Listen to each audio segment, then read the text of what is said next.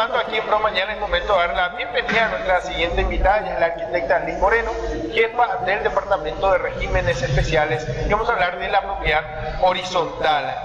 Este tema que, bueno, también ya lo habíamos hablado en el capítulo anterior, pero quedan muchos temas pendientes. Arquitecta, ¿cómo está? Gracias por venir.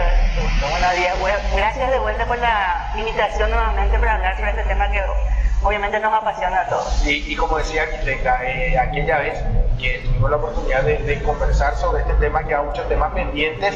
Hablamos sin duda también de lo que tiene que ver con los estatutos de la propiedad horizontal. El término logramos entender de cierta forma, pero aquellos que se suman a esta entrevista y por aquella vez no tuvieron la oportunidad, sería bueno hacer como un refresh, ¿no? Volver a hablar de eso para poder entender. El régimen de propiedad horizontal es un régimen jurídico, por así decirlo, de propiedad, en el cual uno tiene dos tipos de propiedad juntas. Una propiedad exclusiva sobre una parte propia del inmueble y un derecho de copropiedad forzosa, que lo dice el Código Civil, de las áreas comunes de la unidad. Normalmente esto se refiere a, por ejemplo, en un edificio de apartamentos, que es el más común de los regímenes de propiedad horizontal. Uno tiene su departamento en sí, que es propio, y tiene también la propiedad de la parte común. Esto es la parte de piscina, la parte del quincho tal vez, la parte de las vías de comunicación, o sea, la parte de pasillo, escaleras, etc. Esto surgió justamente, este tipo de regímenes surgió por el tema del crecimiento de las ciudades. Cuando una ciudad crece mucho, tenemos una demanda habitacional más grande que tenemos que cubrir, pero el espacio sigue siendo el mismo, el espacio físico no aumenta. Entonces eso obliga a que las ciudades crezcan para arriba, tengan que crecer para arriba ya que no pueden extenderse más, lo que pasa en Asunción justamente.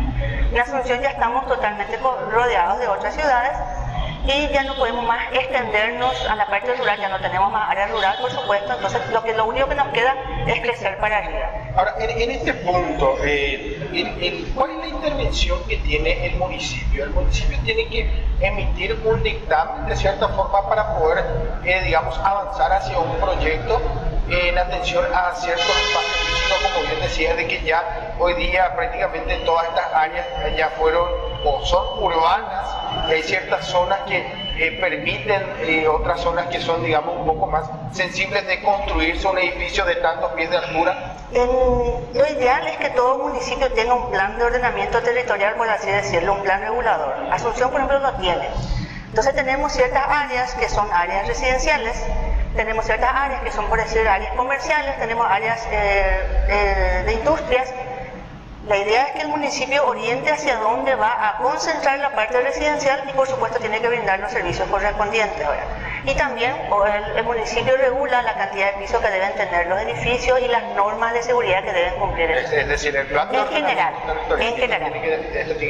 En lo particular, la propiedad horizontal también tiene que estar aprobada por el municipio. A pesar de ser una propiedad privada, el municipio también lo regula y lo verifica o lo controla, por así decirlo. Aprueba el reglamento de copropiedad y la planilla de copropiedad que está inserta en el mismo. Tenemos también unos gráficos para compartir, me indican que estos gráficos también demuestran de cierta forma cómo está hoy día la densidad poblacional y la zona que... Esto podemos ver justamente. La densidad poblacional de nuestro país se concentra en estos polos, principalmente Asunción y Gran Asunción, que es lo más rojo que se ve, donde tenemos mayor densidad poblacional, o sea, más agrupación de gente, por así decirlo, que vive en ese lugar. Lo sigue el Gran Ciudad del Este, que le llaman ya hoy día, que es la ciudad de Ciudad del Este y sus alrededores, y Gran Encarnación. Y si uno compara este gráfico con la cantidad de expedientes que ingresan de propiedad horizontal en el Servicio Nacional de Catastro, podemos ver justamente que en Asunción tenemos mayor cantidad de expedientes que ingresan en esas zonas, seguidos por Ciudad del Este y seguidos por la zona de Encarnación, que sería Itapúa. Serían estas ciudades cabeceras, entre comillas, las que presentan una mayor densidad poblacional y que demandan mayor unidades de regímenes de propiedad horizontal. ¿Cuánto tiempo demora esto, o esto es independiente a cada, digamos, proyecto, el poder, digamos, contar con este cambio, con los documentos, la documentación es necesaria, porque es un volumen importante? El proceso en sí incluye al municipio y los procesos municipales son independientes a los nuestros, ¿verdad? En Asunción nosotros, en lo que digo, en catastro, nosotros tenemos una aprobación bastante rápida, somos bastante expeditivos. Tenemos un tiempo de procesamiento de 1 a 2 semanas y en los casos de que son unidades muy grandes, como por ejemplo el World Trade Center, que tuvimos 1.200 unidades que incorporar, por ejemplo, y eso se hace uno por uno. Sí, exactamente, uno por uno. Tenemos que verificar todo, o sea, verificar toda la documentación y luego proceder a informatizar una a una esas unidades.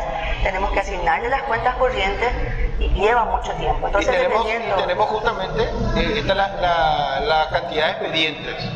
Ahí se puede ver en el espacio de los últimos 7 años, como se puede ver, como les dije, Capital y Central es donde tenemos mayor acumulación de unidades de este tipo. ¿Por qué? Porque es la zona donde tenemos más densidad poblacional.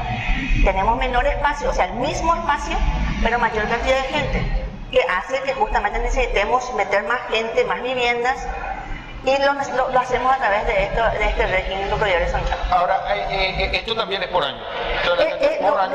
Se puede ver cómo esto va creciendo. Fíjense que del 2000 al 2019 la cantidad de expedientes por año ingresados en forma general va aumentando, y esto nos hace ver que la densidad poblacional que aumenta también hace que aumenten la cantidad de unidades que se incorporan. Ahora, pareciera ser que son los números de esta arquitecta que, bueno, si bien nos permite demostrar estos expedientes, cómo vamos avanzando en esto de propiedad horizontal también y de cara al ordenamiento territorial y todo lo que se viene después, hay que entender que estos datos son sumamente importantes porque hablamos de la información como lo que pueda generar, que puede ser ya multifuncional, y los programas y los proyectos a desarrollarse con estos. Exactamente, fíjense lo que estuvimos hablando la vez anterior. Nosotros estamos todavía muy acostumbrados a la vivienda tradicional en sí. El tener nuestra casa 12x30 con un patio y un jardín, ¿verdad? La mayoría de los paraguayos se acostumbra a eso. Y podemos ver justamente que eso se fue cambiando. En la época de los 90, por ejemplo, empezó a ingresar este tema de los duples. Claro. Que en el mismo espacio de 12x30, en vez de tener una vivienda, tenemos ya 2. O sea, en un mismo lote podemos tener ya dos familias viviendo. Esto, por ejemplo, era dirigida a personas de clase media, tenemos también soluciones habitacionales, pero no tanto todavía. Después justamente pasamos ya a estos edificios de apartamentos, que es crecer más para arriba, como se dice. Lo que sí lo que vemos es que el mercado inmobiliario se está centrando mucho en construir edificios de apartamentos para la clase alta más bien, y no tanto para la clase media de repente o baja, que de repente es la que más necesita. Yo creo que se tendría que tal vez implementar, y de hecho que se está viendo también con el MUV, con el Ministerio de Urbanismo y Vivienda, lo que hacen antes. Se están viendo así proyectos sociales para dar solución a la gente de escasos recursos también. Estamos hablando por un ejemplo, el complejo que está frente a la sede de la EFI. Exactamente. Frente a la ruta. Eso es un complejo que hace mucho tiempo, desde el 2011 aproximadamente, nosotros ya incorporamos al régimen de propiedad horizontal, pero que por algún motivo no se pudo todavía finiquitar por cosas que escapan a nosotros. Por eso, por ejemplo, un conjunto habitacional muy interesante.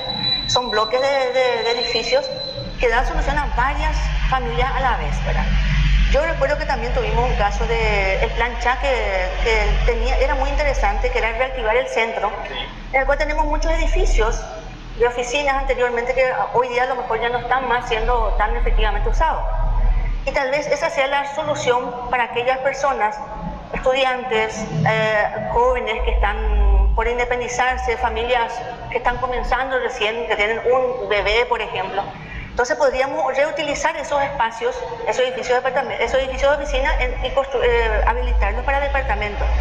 Es algo que tendríamos que ir viendo, pensando cómo, los desarrolladores inmobiliarios tendríamos que ir viendo. De hecho, nosotros como catastro lo que hacemos es apoyar en el sentido de agilizar los procedimientos.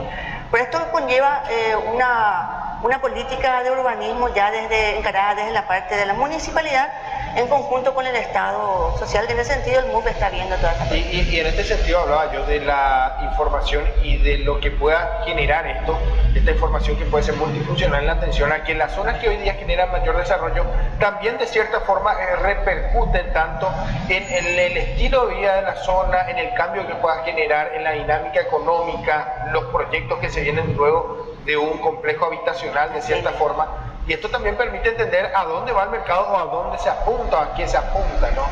Lo que se... En el último foro que estuvimos viendo, por ejemplo, a mí me llamó mucho la atención en Curitiba que estaban presentando una nueva forma de co-living que decían que era justamente concentrar las viviendas cerca de los lugares de trabajo de la gente. Como ustedes saben, mucha gente se traslada a Asunción todos los días, desde Capiatá, desde Itagua, se despiertan a las 4 o las 5 de la mañana para venir a trabajar al centro, con todo el estrés que conlleva el tránsito. No tenemos buenos medios de transporte público, poluimos también el ambiente por la utilización de muchos medios de transporte y la gente como que se cansa también, ¿verdad? O sea, uno quiere tener una casa, por eso vive lejos, porque quiere una casa con patio, la vivienda tradicional que habíamos hablado, pero finalmente yo llego a mi casa a las 8, a las 10 de la noche y no disfruto nada. Entonces, eso tal vez tendríamos que estar repensando y tal vez tendríamos que estar viendo la manera de darle solución habitacional a esa gente que trabaja en el centro, recuperando los espacios que tenemos vacíos en el centro mismo, esos edificios grandes que estoy mencionando, por ejemplo. En este proceso, ¿cómo han observado cambios importantes en este proceso de cambio que se está dando, o al menos en el reordenamiento territorial de cierta forma y de reactivar la zona, ya sea del microcentro, poder, digamos, apuntar? Hay más empresas privadas, firmas privadas que están aportando a este modelo de vivienda. Y de hecho que tenemos cámaras de desarrolladores inmobiliarios que están asociándose y se ve bastante con buenos ojos que están como que proyectando más desarrollos inmobiliarios, pero de la parte privada. Yo creo que también tendríamos que ir viendo desde el Estado impulsar más de este tipo, ¿verdad? Porque la solución habitacional es algo que estamos viendo que es una necesidad. Como vimos justamente, tenemos una modificación de la clase media que está apareciendo mucho, o sea, tenemos más clase media que necesitan vivir soluciones habitacionales y tenemos un gran porcentaje, como se puede ver, tenemos un crecimiento de la clase media y esa clase media necesita también que se les vea para sus viviendas, ¿verdad? Y esa clase media es la que normalmente justamente trabaja en el centro o trabaja en la parte pública tal vez, ¿verdad? Tenemos también un gran contingente de gente joven, muy grande. Que buscan acceder a su primera vivienda. Exactamente, que buscan independizarse de los padres, que recién se están casando, que quieren salir de sus casas y también se tiene que ver dónde van a vivir esta gente. Y eso es lo que estamos viendo que se podrían implementar, como le digo, estos edificios de apartamentos que tal vez de monoambientes, o sea, más económicos, vamos a decir, no tanto pensar edificios de apartamentos lujosos, sino bajar un poquito más para dar solución a la clase media y a esta gente joven que está queriendo salir también a la vida, ¿verdad? Muchísimas gracias, arquitecta, por acompañarnos. Sin duda hay mucho, siempre hay que hablar. El tiempo, como queda corto siempre. Queda corto siempre nos preguntan y nosotros trasladamos esto. Sin duda también agradecemos la participación que tienen siempre. Estos datos son sumamente importantes y bueno, está hecha la invitación para una siguiente entrevista para ver también cómo vamos avanzando y también de qué manera el Estado hace que todo sea más práctico también para la ciudadanía. Esa es la idea. Muchas gracias por eso. Muchas gracias por la invitación. Bien, de esta manera conversamos con la arquitecta Liz Moreno, jefa del Departamento de Regímenes Especiales. Hablamos justamente de la propiedad horizontal y todo esto que también hoy día se genera, también en materia de reordenamiento territorial y también desarrollo inmobiliario en nuestro país. Breve pausa y ya regresamos con más de Promatiempo.